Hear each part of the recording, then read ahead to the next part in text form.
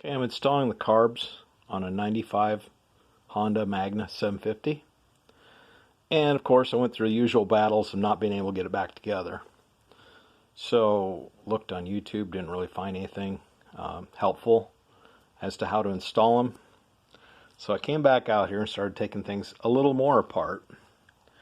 This is the boot that connects the carburetor to the head. And if you look on there, it looks like two little ramps here and here to help guide that carburetor in. So what I'm going to do is put a little Vaseline on the inside of this channel on the top here to make it slippery, and then set this down on the port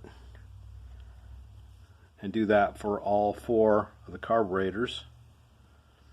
Just remember that the slants have to go to the outside to guide it in,